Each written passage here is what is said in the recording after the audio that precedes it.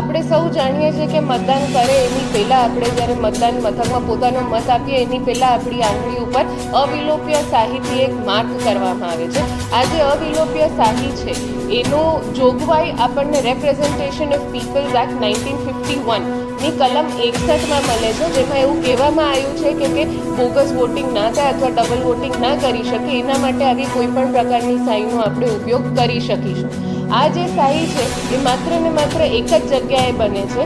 એ Mysore paints અને varnish limited કરીને એક ગવર્મેન્ટ હોલ્ડિંગ છે જે આ અવિલોપ્ય શાહી બનાવે છે.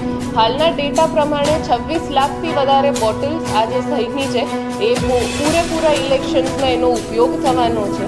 આ સહી માત્ર ને માત્ર આ કંપની ઇન્ડિયન ઇલેક્શન્સ માટે નહીં પણ 25 અલગ અલગ કન્ટ્રીઝ જેમ કે ઘાના છે, સાઉથ આફ્રિકા છે, મલેશિયા છે, મોલદીવ્સ છે, ત્યાં પણ એનો સપ્લાય આપણે કરીએ છીએ. આ જે સ્યાહી છે એમાં એક સિલ્વર નાઇટ્રેટ નામનું કમ્પાઉન્ડ આવે છે. સિલ્વર નાઇટ્રેટ એવું કમ્પાઉન્ડ છે કે જે કોઈ પણ અલ્ટ્રાવાયોલેટ લાઇટ અથવા તો પછી સનલાઇટની સાથે રિએક્ટ કરે છે અને એ જે અવિલોપ્ય શાહી છે એને અવિલોપ્ય બનાવે છે.